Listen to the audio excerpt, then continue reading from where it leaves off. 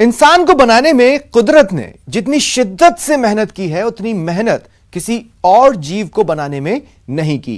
कुदरत ने इंसानों जैसी सोच, निर्माण की उस जैसी क्षमता, दुनिया बदलने की उसके जैसी ताकत किसी और जीव को नहीं दी। इंसान जैसा बुद्धिमान और ताकतवर ब्रह्मांड में कोई और नहीं। लेकिन इन सब के बावजूद आखिरी सत्य यही है कि इंसान की मौत होगी।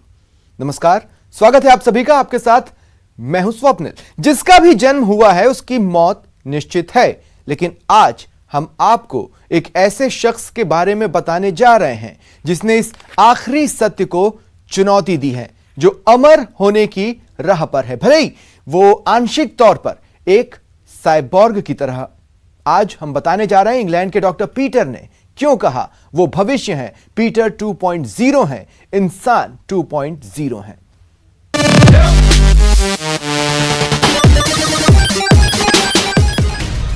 कल्पना से परे अद्भुत चमत्कार, विज्ञान का अकल्पनीय अवतार,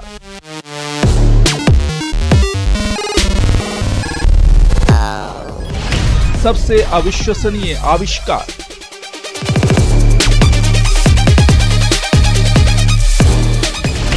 रोबोट में बदल रहा है एक इंसान।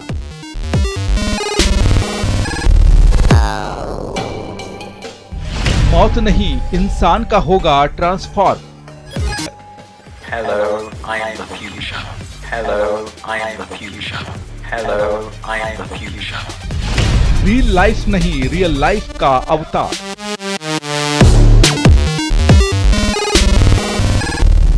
रोबोट के बाद इंसान का version 2.0। I am the beginning of the Peter 2.0. I am the beginning of the Peter 2.0. I am the beginning of the Peter 2.0. Peter 2.0, इंसान 2.0। कौन है वो जिसने कुदरत के सबसे बड़े सच को चुनौती देने की हिम्मत की? वो कौन सी वजह है जिसकी वजह से एक इंसान ने आधे इंसान और आधे मशीन के तौर पर जिंदा रहने की कोशिश शुरू की? असंभव के संभव होने की पूरी कहानी आइए देखते हैं। Not machine. Not man. I've been waiting for you.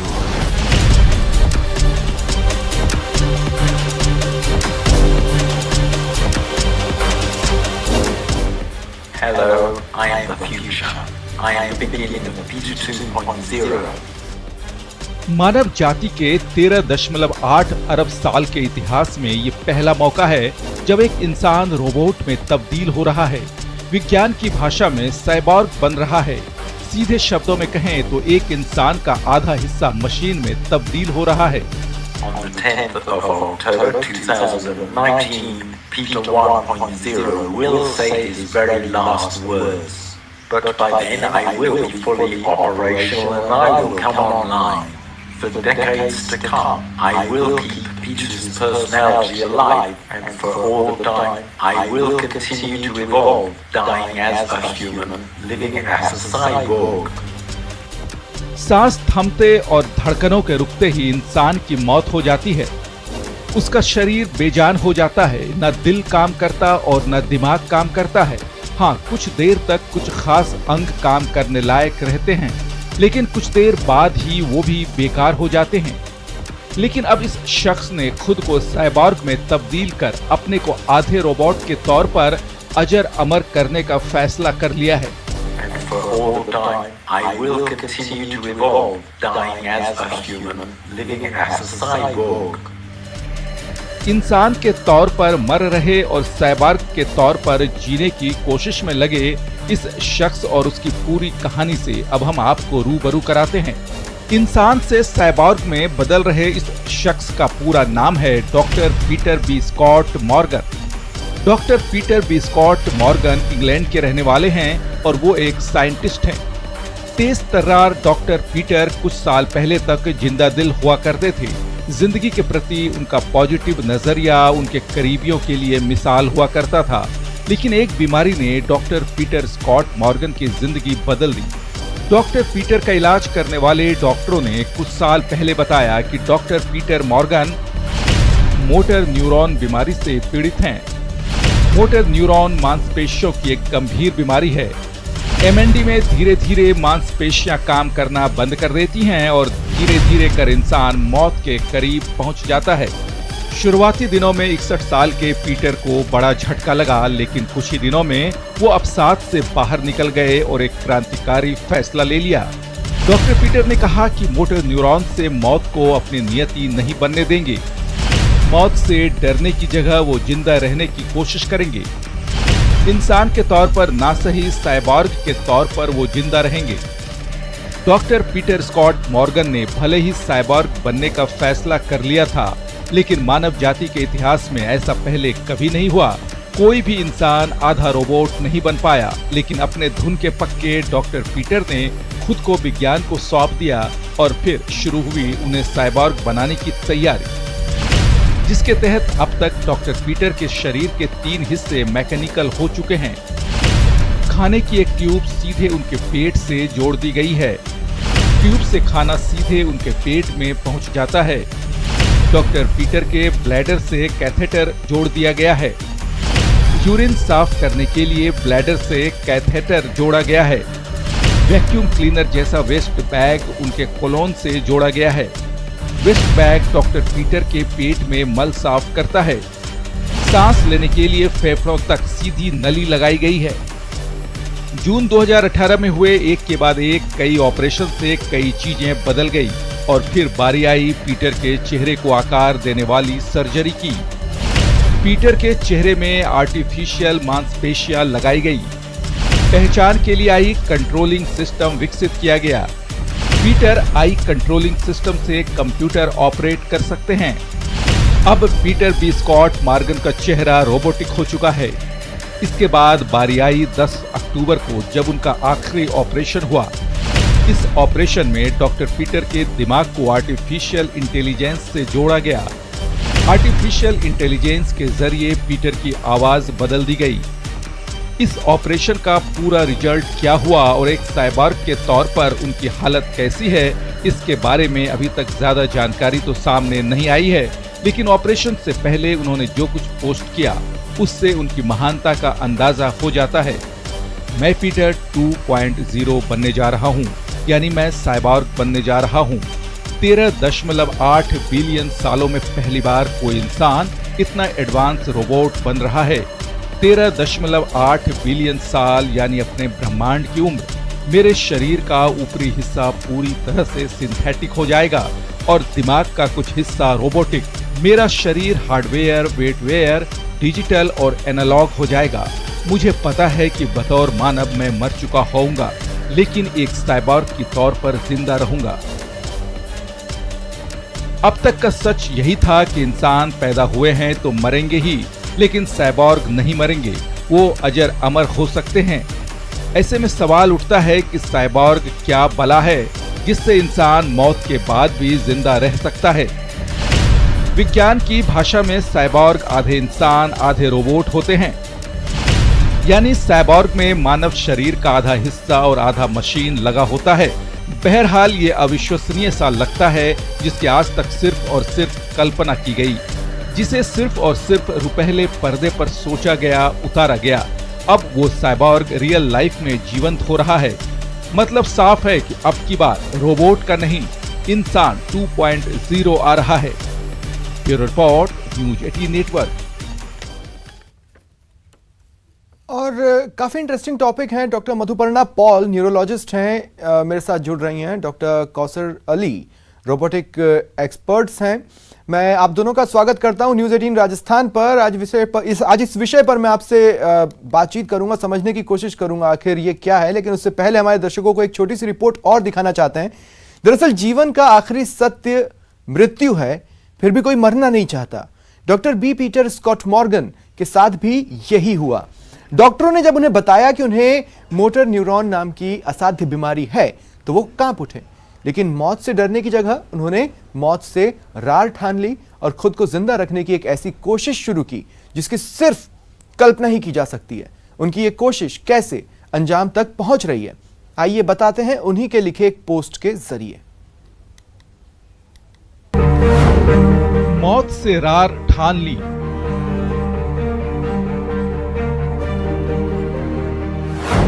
Machine में जान डाल दी।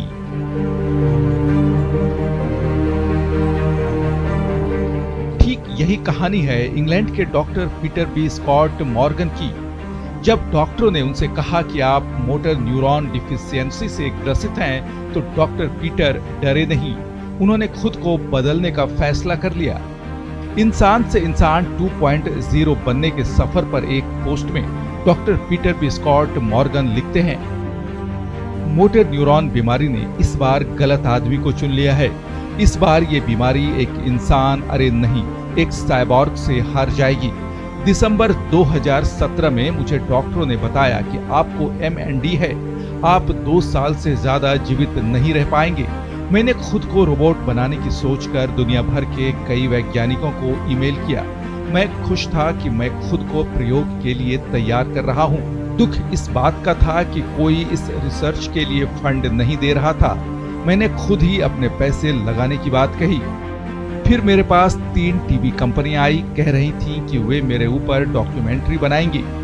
फिर मैंने एक चैनल को हाँ कह दिया। प्रोग्राम चला तो निवेशक भी आए और फंड भी आ गया।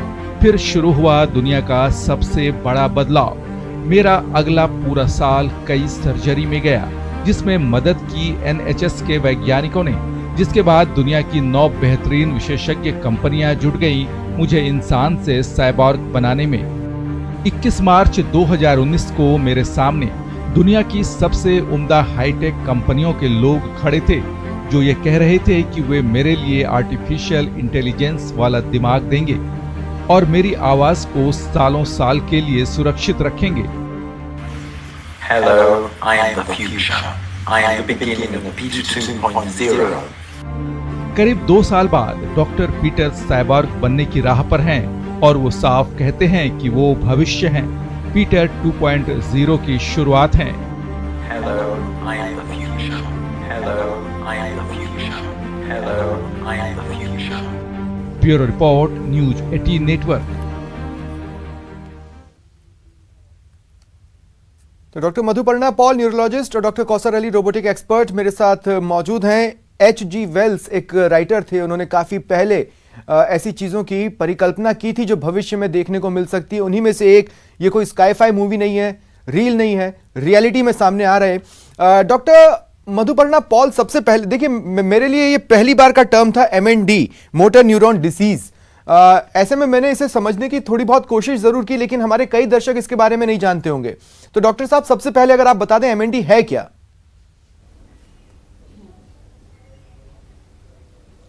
एक्चुअली MND मतलब motor neuron disease. Motor neurons मतलब हम लोगों का जो हाथ पैर का नर्व्स है जो वो यूजुअली ब्रेन से होते हुए, स्पाइनल कॉर्ड से होते हुए फिर हाथ पैर में आते हैं। तो जब ये जो स्पाइनल कॉर्ड में कुछ एंटीरियर हॉर्न सेल्स बोल के कुछ सेल्स रहता है, तो वो motor neuron disease is the disease of anterior horn cells. तो इसके लिए क्या हो रहा है, जो सिग्नल्स हम लोगों का दिमाग से स्पाइनल कॉर्ड होते हुए पेरिफेरल नर्व्स में जा रहा है, वो सिग्नल नहीं पहुंच पा रहा है। तो इसीलिए क्या है, जो हाथ पैर का नर्व्स होता है वो मेनली जो एंटीरियर हॉर्न सेल से होते हुए जो मोटर नर्व्स है, इसका मतलब मोटर नर्व्स एक्चुअली 2 तरह का होता है, सेंसरी और मोटर नर्व्स। तो सेंसरी नर्व्स जो है वो सेंसेशंस कैरी करते हैं, और मोटर नर्व जो है वो हाथ पैर का मूवमेंट्स कैरी करता है। तो जो मोटर नर्व्स है, जो मोटर न्यूरॉन डिजीज में मोटर नर्व्स अफेक्टेड होता है। तो मैडम एक बात बताइए, क्या इसका कोई फुल क्योर, मतलब फार्मास्यूटिकल साइड से मैं पूछ रहा हूं, क्या इसका कोई फुल क्योर नहीं है? और अगर हम उससे डिकेड्स दूर हैं ढूंढने के, तो फिर एक दिशा की ओर कदम बढ़ाया गया है।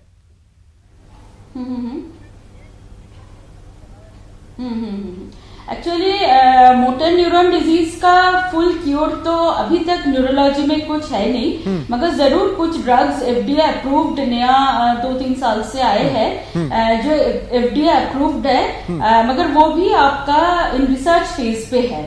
तो एक तरह से तो माना जाता है जो मोटर न्यूरॉन डिजीज है in neurology it is equivalent to death sentence to a patient, क्योंकि आगे ये बीमारी बढ़ते बढ़ते ऐसे होता है हाथ पैर धीरे धीरे पतला पड़ जाता है, काम करना छोड़ देते हैं, और सबसे जो ड्रेडफुल पार्ट है ये बढ़ते बढ़ते कभी भी जो हम लोग का बल्बर मसल्स जो है, इसका मतलब जो बोलने का मसल्स जो निगलने का मसल्स है वो एफेक्टेड हो जाता है और पेशेंट का बोलने का निगलने का क्षमता भी चले जाता है, उसके साथ हाथ पैर ठीक है मैम, वीकनेस हो ठीक जाता है, मैं आगे भी आपके पास आऊंगा। डॉक्टर कौसर अली, हमारे देश में कुछ शब्द इस्तेमाल होते हैं ना शरीर के साथ, जैसे आत्मा या रूह जिसको बोलते हैं, ये जो पीटर 2.0 सामने आए हैं एक वर्जन, मैं सबसे पहले जो चीज जानना चाहता हूं वो यही कि उनकी बॉडी जिंदा रहेगी, सोललेस वाली स्थिति है या फिर सोल होगा, मैं समझ नहीं पा रहा हूं। साइबोर बेसिकली मिक्सचर होता है मशीन का और ह्यूमन बीइंग का। तो जो ह्यूमन बीइंग्स हैं इसके अंदर जो सोच होती है उसके हिसाब से सिग्नल जनरेट होते हैं और उन सिग्नल्स को जो है मोटो न्यूरॉन्स जो कैरी करते हैं, चाहे हमें हाथ को मूव करना है तो वो दिमाग से सिग्नल आएगा और वो हमारे हाथ को मूव करेगा।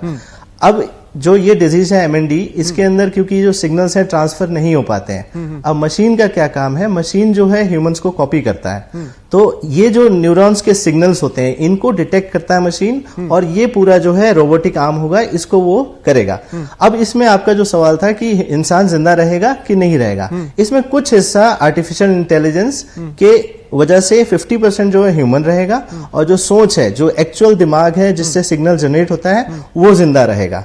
तो मानव पूरी हद तरीके से तो नहीं उसके अंदर जा रहा है, मतलब खत्म नहीं हो रहा है, मर नहीं रहा है, कुछ हिस्सा उसका जरूर जिंदा रहेगा उसमें। मतलब वो अमर हो गए, अगर बहुत साधारण शब्दों में कहूं तो अब तो वो अमर है। नहीं, अमर कहना तो एक तरीके से गलत होगा, क्योंकि जो अगर ऑर्गेनिक पार्ट लगे हुए हैं उसके अंदर, कहने का मतलब अगर आर्टिफिशियल इंटेलिजेंस कभी तो टेक ओवर कर जाएगा ना ह्यूमन पर्सपेक्टिव को, या नहीं कर पाएगा।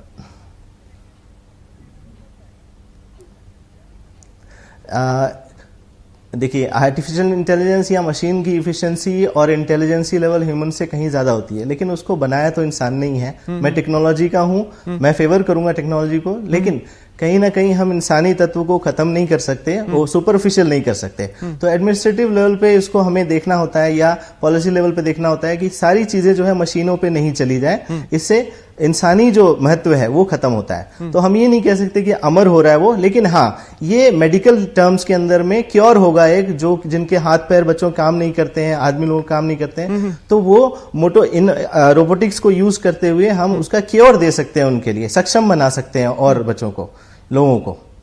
तो डॉक्टर पॉल, मुझे एक बात बताइए, चूंकि इससे पहले की कोई केस स्टडी नहीं है और इसके बाद हो सकता है कि मतलब अमूमन इस तरह के ट्रीटमेंट्स में 50 या 100 केस स्टडीज के बाद हम पहुंचते हैं, ये पहला ऐसा मामला सामने आ रहा है।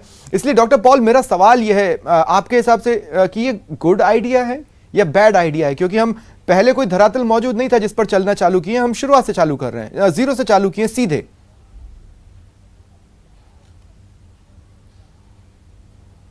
नहीं, अब दोबारा बताइए, अब क्या पूछना चाहते हैं? मैं ये पूछना चाहता हूं, ये जो साइबॉर्ग का आइडिया है, जो ये पीटर 2.0 अब जिस स्थिति में है, बेसिकली ये एक स्टार्ट ही है, इससे पहले का कुछ मिलता नहीं, इसके बाद का फिलहाल भविष्य के गर्भ में निर्भर है। तो इस स्टेज पर ये गुड आइडिया बैड आइडिया है, इसका कोई रिसर्च तो नहीं होगा, यहीं से रिसर्च स्टडी चालू होगी, यहीं से पता चलेगा कि ये गुड आइडिया है या बैड आइडिया है। एक्चुअली देखिए, हाँ डेफिनेटली ये तो रिसर्च से पता चलेगा, मगर जो भी मेडिसिन, जो भी इलाज होता है कोई बीमारी का, सबसे यूजफुल चीज है वो कितना कॉमन पीपल जिनका बीमारी है वो कैसे अवेलेबल होगा कॉमन पीपल को। इस तरह का जो आइडियाज है, मुझे पता नहीं भविष्य में फ्यूचर में कितना कॉमन पीपल को ये अवेलेबल होगा, ये सारा चीजें। तो डेफिनेटली ये डिपेंड करेगा विथ टाइम कैसे ये favourable, this is favourable for the common people और नॉट। और दूसरी तरफ से अगर देखें, there are many medicine, there are many trials going on, specially in Japan regarding. नहीं, पर डॉक्टर पॉल, इसी कंडीशन पर अगर बात करूं तो इतना तो साफ है कि उनका ब्रेन, उनका दिमाग फंक्शनिंग रहेगा कम से कम काफी दिनों तक, वो कुछ बॉडी के पार्ट्स भी इस्तेमाल कर सकते हैं, जैसे MNT जो बीमारी है, आईज का मूवमेंट, ब्लिंकिंग। हाँ, definitely that is important for any of the diseases जो पेशेंट एट द एंड तक ठीक रह रहा है। मगर आपको बताना ये जरूरी है, जो MNT बीमारी है इसमें पेशेंट का कॉग्निशन, बिहेवियर, मतलब सोचने का जो ब्रेन का स्थिति है, up till end of the disease ये पेशेंट का पूरा इंटैक्ट रहते हैं।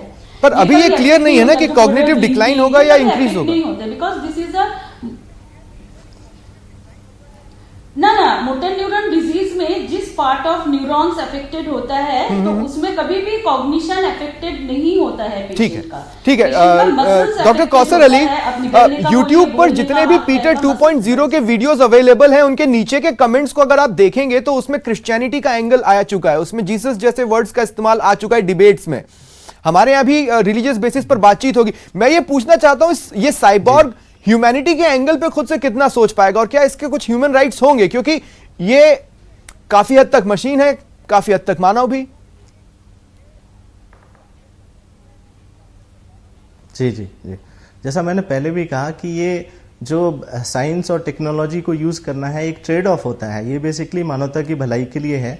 जो जहाँ पे एकदम डिसेबल लोग हैं, जिनके कुछ अंग काम नहीं करते हैं, हम वहां पे कुछ हद तक तो यूज करते हैं। लेकिन ये पूरी तरीके से देखिए, साइंस में क्या होता है, साइंस में हम एक्सपेरिमेंट करते हैं, सीखते हैं, एक्सपेरिमेंट करते हैं और सीखते हैं। तो कुछ उसमें गलतियां भी होती हैं, कुछ चीजें सही भी निकल के आती हैं। तो ये भी एक तरह का एक्सपेरिमेंट है जिसके अंदर साइबर बनाने की कोशिश की जा रही है। भविष्य में और भूतकाल में भी ऐसे एक्सपेरिमेंट हुए हैं, होते रहेंगे, लेकिन कुछ एक्सपेरिमेंट सफल भी होते हैं, कुछ नाकाम भी होते हैं। तो इनके जो है पॉजिटिव आउटकम्स को हम अपने साथ लेके चलें तो ये जो ट्रेड ऑफ होता है, टेक्नोलॉजी को हम सुपरफिशियली यानी मानवता से रिप्लेस नहीं कर सकते। अगर कोई टीचर है पढ़ा रहा है तो उसको हम डायरेक्ट रोबोट पे नहीं छोड़ सकते कि रोबोट ही पढ़ाएगा उसको, ऐसा नहीं है। लेकिन हाँ, अगर कहीं आप ज्वालामुखी के अंदर सैंपल लेने जा रहे हैं तो वहां पे रोबोट ही जाएगा, वहां मानव नहीं जा सकता है। ऑपरेशन करना है पेट के अंदर बिना ऑपरेशन करने तो उसके अंदर रोबोट जा सकता है। मैं कहना चाहता हूं कि कई सारे ऐसे सवाल हैं जिनका जवाब अब या तो आने वाले दिनों में मिलेगा या फिर और इस तरह के ट्रांसफॉर्मेशंस के मामले अगर सामने आते हैं तो उनकी एक ग्रुप स्टडी के बाद ही मिल पाएगा। शुक्रिया आप दोनों का मेरे साथ जुड़ने के लिए और इस चर्चा में शामिल होने के लिए। इंसान 2.0 फिलहाल इतना ही, नमस्कार।